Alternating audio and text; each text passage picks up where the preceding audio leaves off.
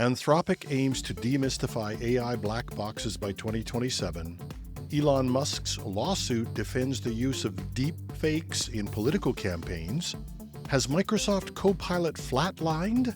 And Google abandons earlier versions of its Nest intelligent thermostat. Welcome to #Trending. I'm your host, Jim Love. Let's get into it. Anthropic CEO Dario Amodei has announced a bold plan to make the inner workings of AI models significantly more transparent by 2027. The initiative targets one of the biggest unsolved problems in artificial intelligence, the black box mystery of how models reach their conclusions. In a recent essay, Amodei stressed that while today's AI models like Claude and GPT-4 achieve remarkable results, researchers still have only an extremely limited understanding of why these systems behave the way they do.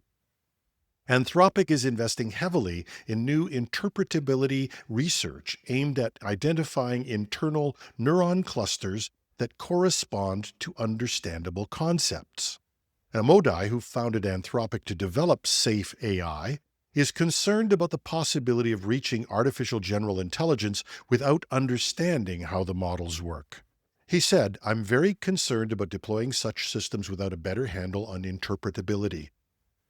These systems will be absolutely central to the economy, technology, and national security, and will be capable of so much autonomy that I consider it basically unacceptable for humanity to be totally ignorant of how they work."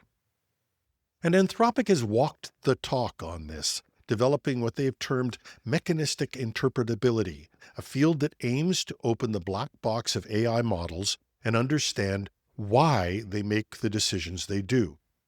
There have been modest but important successes. Anthropic researchers were able to isolate and identify a neural unit in a large language model that specifically tracked where it dealt with the concept of what cities were in what states.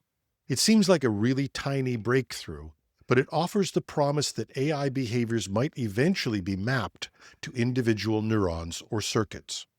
Amodei says, "Our hope is to build a world where we can say with a very high confidence what a model is thinking, reducing the risk of dangerous behaviors." The push comes amid growing concerns about the reliability and safety of powerful AI systems. Without clear interpretability, it's necessary and difficult to predict or control how models might act in unexpected situations, especially as they are increasingly deployed in healthcare, finance, and yes, even national security. Anthropic is lobbying for governments to insist on other AI model developers contributing to this knowledge and the overall safety of AI models in general. And while other companies rejected the recent California legislation aimed at AI safety, Anthropic offered ways to improve the legislation. So if they succeed, they could help set new industry standards for AI safety and transparency. Better interpretability would not only help catch risks earlier, but could also build broader public trust in advanced AI systems at a time when skepticism is on the rise. Elon Musk's social media platform X, formerly Twitter, has filed a federal lawsuit challenging Minnesota's 2023 law that criminalizes the use of AI-generated deep fakes intended to influence elections or harm candidates. The law imposes penalties, including jail time, for creating and distributing realistic fake media within specific election-related timeframes. X argues that the law violates First Amendment rights and is preempted by Section 230 of the Communications Decency Act, which shields social media platforms from liability for user content. The company contends that the statute could criminalize harmless content, including satire, and would erode free speech rather than defend democracy. Minnesota Attorney General Keith Ellison's office, responsible for defending the law, is reviewing the lawsuit. The law's author, Democratic Senator Erin May Quaid, criticized Musk for attempting to manipulate political outcomes and dismissed his lawsuit as frivolous. The Minnesota law has already faced legal challenges from individuals who publish AI-generated political parodies, but a judge has denied their request to suspend the law. Proponents of the legislation argue that it requires intent to injure, a candidate, or influence an election result. And it has a very precise definition of deepfakes as material so realistic that a reasonable person would believe it's real and generated by artificial intelligence or other technical means. Still, some legal experts suggest the law may be struck down due to constitutional concerns and the absence of legal exceptions for false political speech. In Canada, we've seen some examples of deepfakes used in the election, in fake news stories, and even what we suspect is a video deepfake of at least one candidate. When that was circulated less than 48 hours before the election, it becomes next to impossible to absolutely prove it's fake and to get social media companies to take any action. Given past examples with things like robocalls, we know that every technology will be abused in elections. Without any effective penalties for doing this, that's almost a certainty. Microsoft's Copilot was supposed to revolutionize workplace productivity. Instead, 6 months after launch, adoption rates are raising alarms, and some critics, including Salesforce CEO Mark Benioff, are calling it Clippy 2.0. Despite massive investment and rollout across Microsoft's Office suite, early adoption has been underwhelming. Microsoft knows this, seeing that usage of Copilot rose to about 20 million people worldwide and then flatlined. And although for some companies 20 million users would be a real accomplishment, in the context of the overall numbers of Microsoft users versus the billions and billions of dollars invested, this is a failure of proportions that does allow comparison with the doomed Clippy app.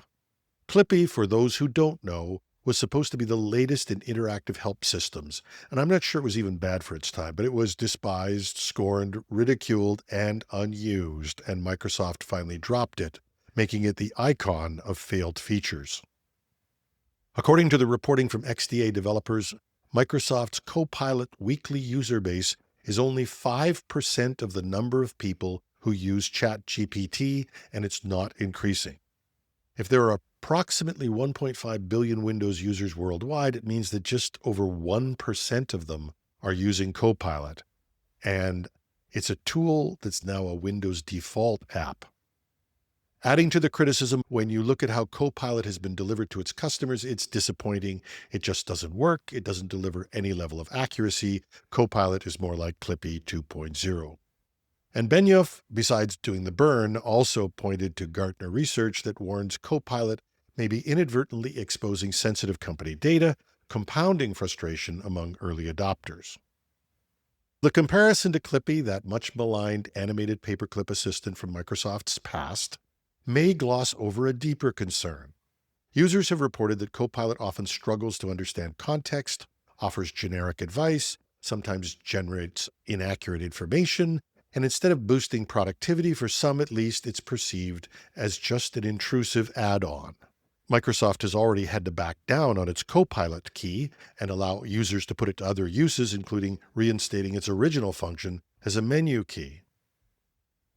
So, Microsoft still has a chance to turn things around by refining Copilot's utility and improving its integration, but the company has placed a heavy bet on Copilot as the future of workplace, and that hinges on broader adoption. If businesses and users continue to see Copilot as a cost without clear benefit, Microsoft might really find itself reliving another version of the Clippy saga, only this time at a much higher financial and reputational cost. Google has announced that it will end software support for the first and second generation Nest Learning thermostats, as well as the 2014 European model, effective October 25, 2025. After this date, users will lose remote control capabilities via the Google Home and Nest apps, as well as Google Assistant integration. However, the thermostats will function locally, allowing manual adjustments directly on the device. Google is offering discounts on newer thermostat models. In the US, customers can receive $130 off on the fourth generation Nest Learning thermostat, while Canadian users are eligible for a $160 discount. European users are being offered a 50% discount on the Tado Smart Thermostat X, as Google has no plans to release additional Nest thermostats in Europe due to the region's diverse heating systems. The move underscores the challenges associated with the longevity of smart home devices as companies phase out support for older hardware. And while it's a minor thing, earlier experiences have kept me, at least, from moving ahead with integrating my home with Google Smart Home devices, as I'm always worried about them dropping a product. So I'm kind of glad that I kept the thermostat, which was included with my furnace upgrade, which now has all the features of the Nest model I would have paid more to install. I wonder how many others have held back on new developments from Google because of its reputation for killing off programs. Love to hear from you. And that's our show. You can reach me at editorial@technewsday.ca or on LinkedIn, many of you have, or on YouTube just under the video. And if you want to support the show, why not go to buymeacoffee.com/tech-podcast and help keep us afloat. I'm your host, Jim Love. Have a marvelous Monday. And if you live in Canada and you haven't voted yet, whoever you want to support, why not get out there and vote?